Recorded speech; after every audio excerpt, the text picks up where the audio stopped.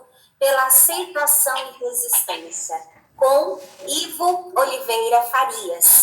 Ele que tem 63 anos, pai de 3 filhos, oficial de justiça federal aposentado, sobrevivente enlutado pelo suicídio da filha primogênita Arielle, vítima de suicídio aos 18 anos, em 13 de março de 2014. Ivo, por gentileza, agora é com você. Boa noite a todos. Uma saudação muito Seu microfone está desligado, Ivo. E você falou sobre a gravação também. Está gravando, Ivo? Sim. Boa noite a todos. Uma saudação afetuosa.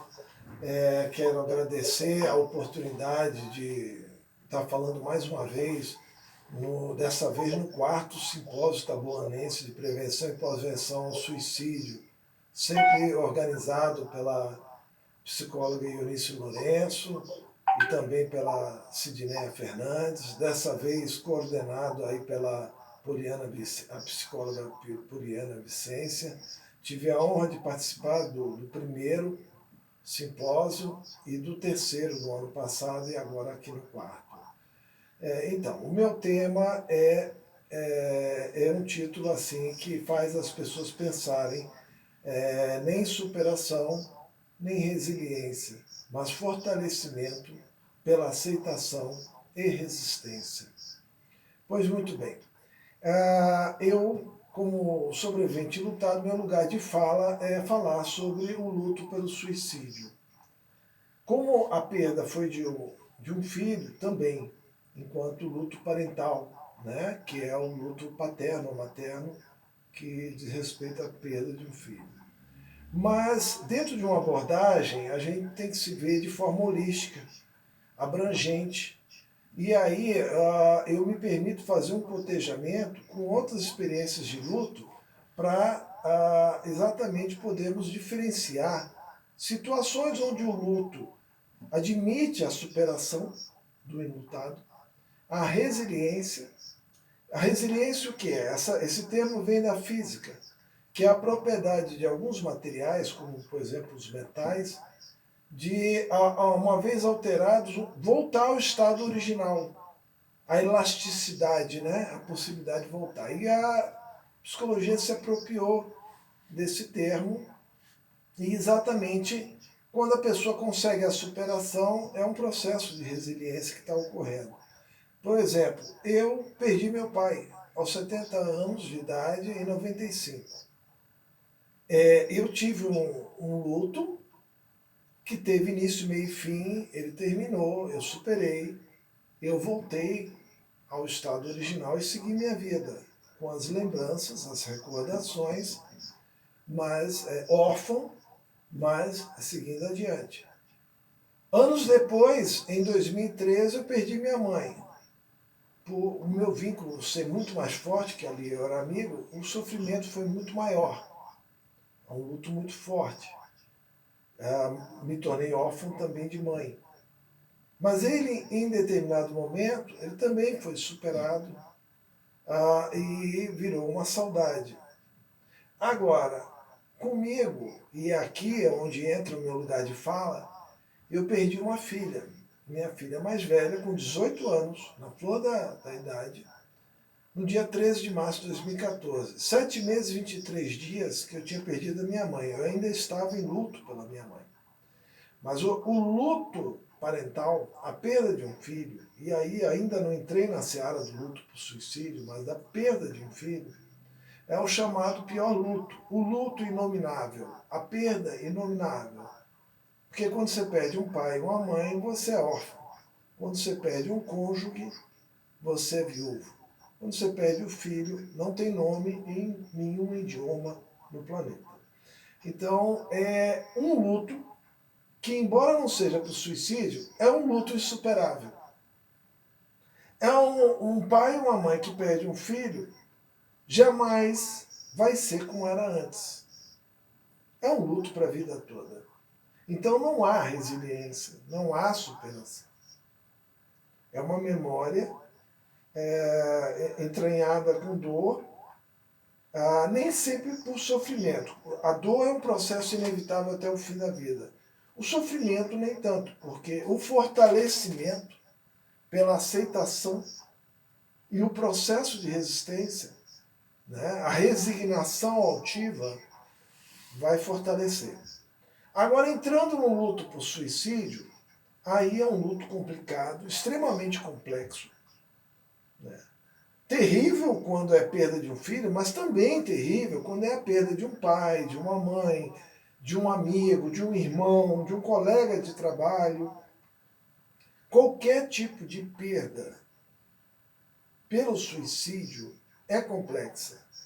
Existem 5 sentimentos prevalentes que tornam, que trazem essa complexidade. O mais prevalente é a culpa.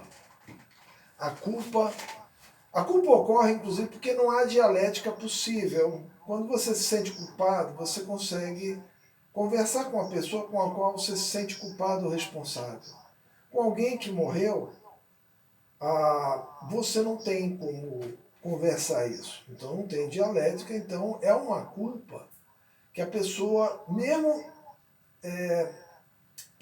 digamos, conscientemente, sabendo que não é, intelectualmente, emocionalmente, ele vai prevalecer em vários momentos da existência. O sentimento de responsabilidade também, sentir-se responsável pelas consequências daquele processo de autodestruição que ocorreu com um ente querido. A incompetência, o sentimento de não ter sido competente para perceber, seja sinais, enfim, poder fazer alguma coisa. A impotência de não poder fazer nada. Né? No sentimento, inclusive, de incompetência, é o sentimento de abandono. Né? Sentir que o desespero era maior do que o carinho e a conexão de sentimento para continuar com a pessoa, o enlutado. Outro sentimento, e esse é o que provoca o anonimato da maioria dos enlutados pelo suicídio, é a vergonha. Porque existe muito julgamento, né? A sociedade não aceita, se escandaliza. Então, aí, um grande contingente de enlutados vive nas sombras do anonimato. Isso é milenar, é secular e milenar. Então a vergonha também é um problema. Nem todo mundo consegue falar abertamente que perdeu um filho, um amigo, um pai, um parente, um familiar, um colega, por suicídio para outras pessoas. Então aí o que ocorre? Nesse caso, não há o que superar. Há o que aceitar e ressignificar. Eu falei em resignação, quando eu falo em resignação, eu falo a resignação altiva. Não a resignação cabisbaixa de quem se entrega, mas de receber a dor, aceitar essa dor e todo esse processo que está acontecendo com ela, deixá-la bem perto. Assim como na guerra é interessante você ter o inimigo perto de você, é mais fácil você enfrentar um adversário inimigo tendo ele por perto do que ele longe, para conhecê-lo.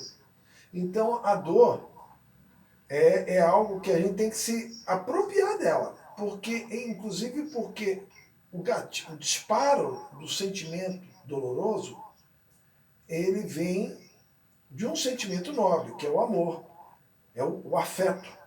A palavra já se explica por si mesmo. O afeto é o que afeta a pessoa. A afetividade é ser afetado. Né? Então, a pessoa ali, ela aceita com essa resignação ativa e vai buscar um processo de ressignificação.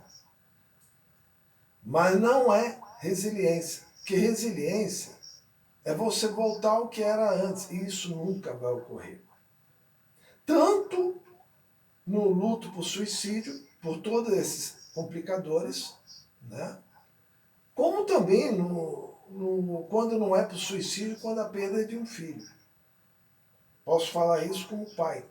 Então, a perda de um filho é a maior miséria humana possível de acontecer a um ser humano é a perda da sua própria cria, de quem se sente guardião e que convive com um sentimento de fracasso, de não ter podido guardar a sua própria cria. Então, isso inclusive é uma dor não só para um ser humano, para qualquer ser vivo. A perda da prole, da cria, é algo trágico, é uma miséria terrível para qualquer ser vivo. E aí, a gente está falando de um processo de dor que é uma potência muito poderosa. Essa potência, a dor, ela é capaz de nos transformar para melhor ou para pior. Depende de como você lidar com a dor. A dor é um processo que pode provocar construção ou destruição.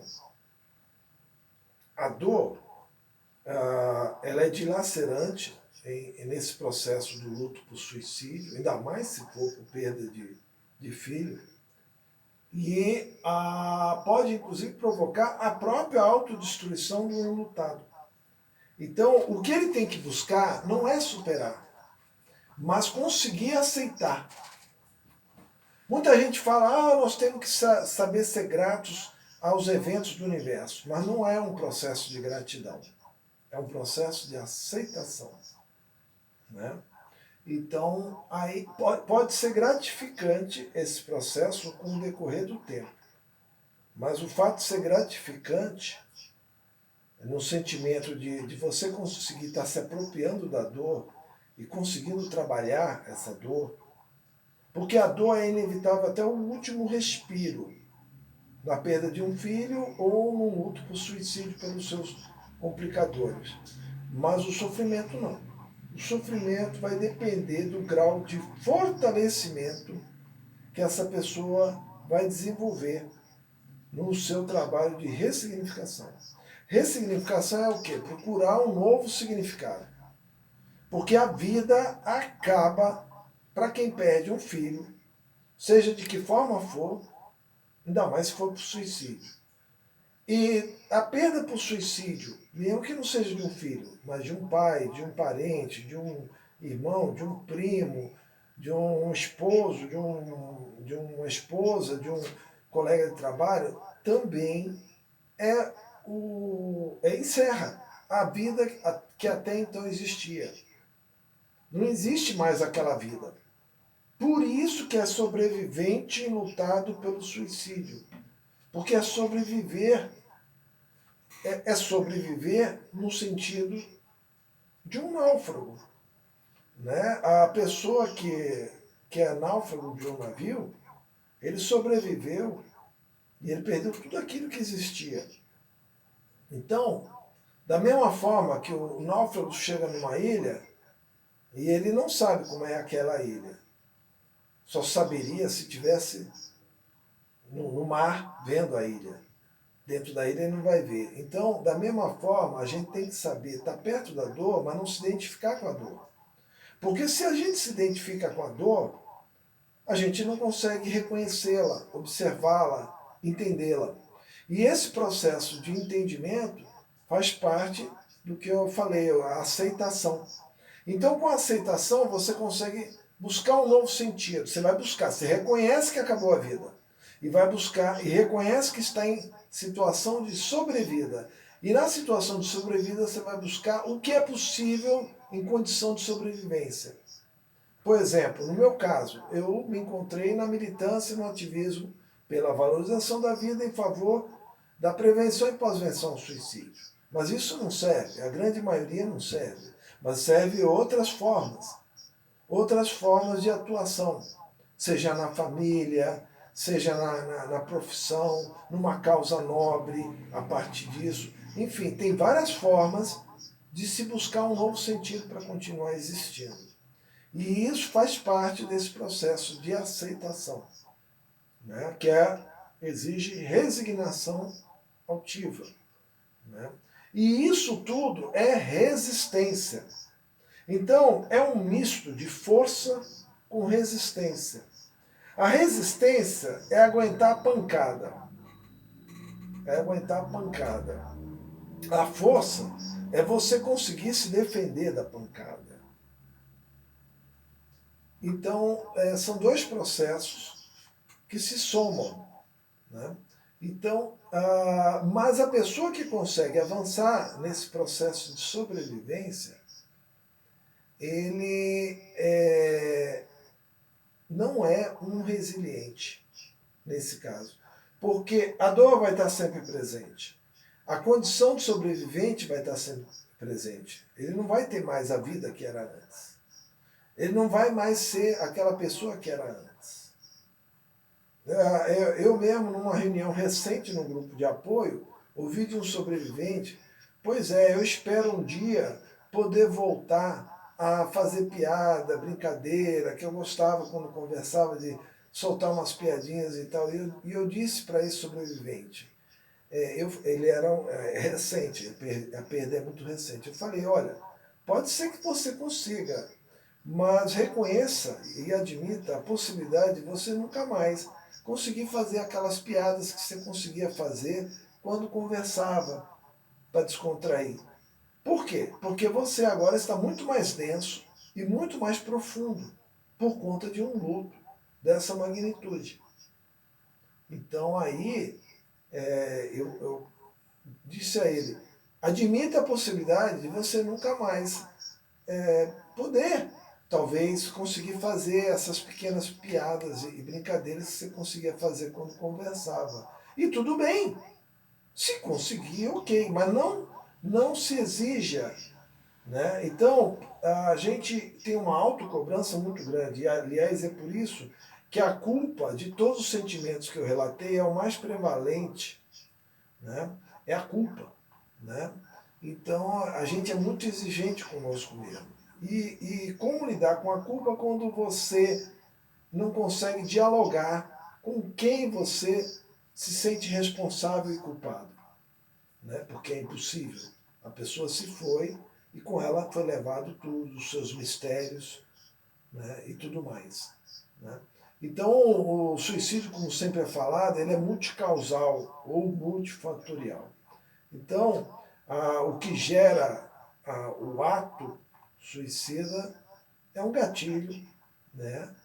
E por mais que as pessoas digam, não, você não é culpado, o ser humano é complexo e ele sempre vai conseguir achar algum vínculo de responsabilidade ou culpa, ainda que objetivamente ele intelectualmente reconheça que não seja, mas é a bendita subjetividade que prevalece na condição de um sobrevivente lutado, onde tudo é mistério, tudo é complexo, a começar do ente querido que se foi dessa forma. Então, esse é o contexto que eu me permito colocar no dia de hoje com esse tema, falando a partir da minha própria experiência. Como pai, como um pai que perdeu uma filha para o suicídio e que teve a experiência prévia da perda do pai e da mãe, num luto normal, onde morreram por doenças, velhice, com vida plena, ou seja, dentro do caminho natural, né? Então, então o luto por suicídio já é dilacerante por causa disso, porque vai contra toda a lógica da vida, né? Que é a luta para se manter vivo. Né? Então é isso, eu acho que eu consegui desdobrar o que eu pretendia demonstrar, né? E até derrubar alguns jargões da psicologia que não se aplicam ao luto por suicídio, como resiliência, superação, não tem nada a ver com luto por suicídio. Isso é que eu queria demarcar, porque isso é importante que fique bem claro. E eu falo isso com a autoridade da minha própria vivência, ou sobrevivência.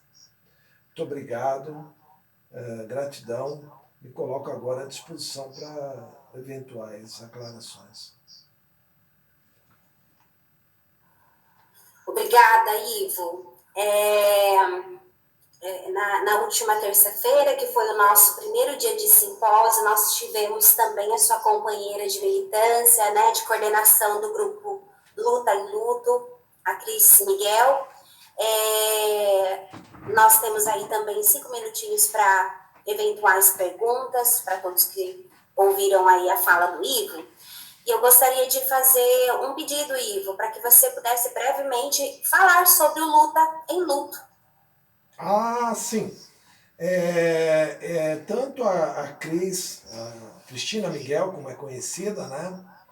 Quanto eu, Ivo Oliveira Farias, nós dois somos pais sobreviventes enlutados e em 4 de fevereiro de 2019 nós inauguramos um grupo de apoio, Luta em Luto, um grupo Luta em Luto de apoio aos sobreviventes do suicídio, que se propõe principalmente acolher sobreviventes enlutados pelo suicídio, mas também vamos acolhendo os sobreviventes tentantes, os sobreviventes impactados e os sobreviventes testemunhas.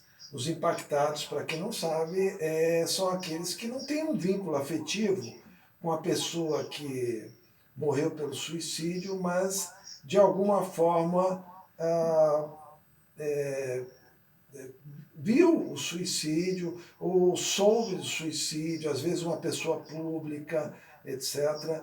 E bombeiros, enfermeiros, médicos, psicólogos, profissionais, e os testemunhas que veem o ato suicida, né? A pessoa caindo da ponte, né, na sua frente ou do prédio. Então, esses não têm luto, mas têm um impacto. Né? Então, a gente atende todos esses vetores, né, todos esses sobreviventes. E nós temos nossas reuniões sempre na primeira terça-feira de cada mês, das 19h30 às 21h30, de forma online, mas pretendemos voltar às reuniões presenciais, que eram e voltarão a ser em Santos, na subsede do Sintrajud, Sindicato dos Trabalhadores do Judiciário Federal do Estado de São Paulo, onde eu já fui diretor, sou militante, e foi onde eu consegui esse espaço para fazer as reuniões presenciais. Eu sou oficial de Justiça Federal aposentado e militante sindical há quase 40 anos, então a gente tem esse espaço também e a gente sempre grato ao sindicato por essa sensibilidade. Aliás, aproveito para comunicar que estarei participando de uma live com o sindicato Sintrajude na próxima semana, na quarta-feira, no dia 22. Já ficam desde já convidados.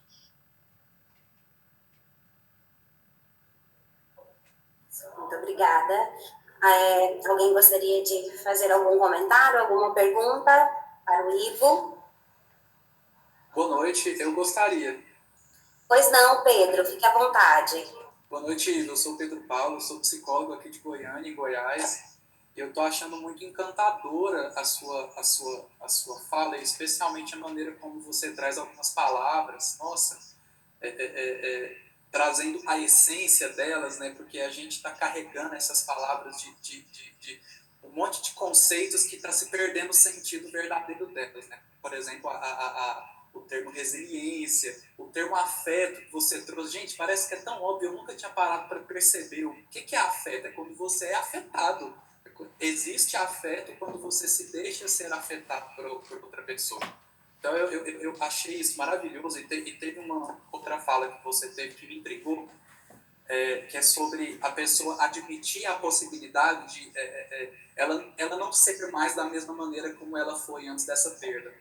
Né? Você usou o exemplo da pessoa que se perguntou, será que eu vou voltar a fazer piadas como eu fazia? Olha, você pode até voltar, mas é importante que você admita a possibilidade de que você não volte também.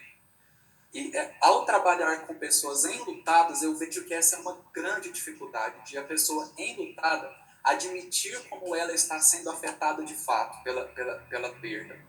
Não é? Admitir os sentimentos que vêm com essa perda, admitir os comportamentos que ela está tendo diante dessa perda e admitir a pessoa que ela está se tornando em decorrência dessa perda. Não é? Como é que você trabalha quando a pessoa traz esse conflito muito grande entre A pessoa que ela acha que ela tem que ser diante dessa perda e a pessoa que ela realmente está sendo. Isso eu agradeço, até para que as pessoas que me assistem entendam melhor, eu sou realmente um tipo muito racional, muito intelectual, por conta do estudo, e eu tenho um apego muito grande à nomenclatura, né, das palavras. Eu tenho essa mentalidade cartesiana que me caracteriza muito, né? Então eu tenho essa necessidade. Isso me ajuda a me auto-organizar na minha ideia e no meu pensamento.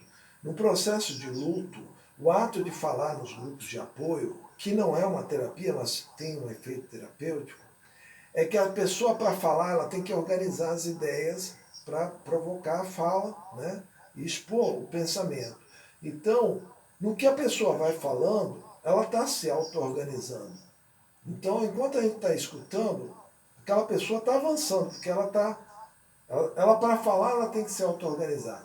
Então, assim como eu tenho essa necessidade de me apegar às nomenclaturas, aos significados, de minha parte, o que eu procuro é alavancar esse processo quando eu ouço alguém igual a mim, um outro lutado, recente, como foi esse caso, e dizer a ele, olha, é a sobrevivência, cara. Você não é mais a mesma pessoa. Porque às vezes a gente fala isso, mas às vezes a gente tem que repetir várias vezes para a pessoa entender que acabou. Aquela vida que ele tinha não existe mais. Então, às vezes, a ficha vai cair que ele morreu, porque há uma morrência no processo de sobrevivência. A sobrevivência é também um processo de morrência. É de você conseguir elaborar a morte que está acontecendo. Porque tem um impacto inicial, né? Mas a pessoa também ainda tem os escombros que ele tem que se sobressair daquilo que ruiu. E ele só vai perceber isso quando sai dos escombros. Aí é que ele consegue ver o que aconteceu, que aquele prédio caiu, aquela casa caiu, e aquilo tudo é a destruição que aconteceu. Ele ainda não percebeu, porque ele ainda está imerso nos escombros, saindo dos escombros, alguém está falando, ele está ouvindo uma voz, ele está vendo uma luz, mas ele ainda não saiu. Aí aos poucos ele vai saindo, aí ele vai vendo a tragédia, a casa caiu, e etc. Ele viu, acabou tudo. E eu estou aqui. Quer dizer, e aí ele olha para os escombros. Né? Olhar para a destruição, né? Faz parte desse processo. É um processo de morrência dentro de uma sobrevivência. Muito bom, claríssimo. Muito obrigado.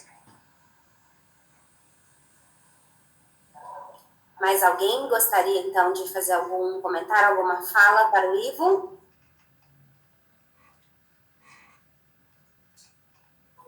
Então, podemos prosseguir. Obrigada, Ivo, por partilhar sua experiência, seu conhecimento. Receba os nossos abraços. Gratidão. Agora, nós teremos, então, para encerrar o 4º Simpósio Taboanense de Prevenção ao Suicídio e Valorização à Vida, a fala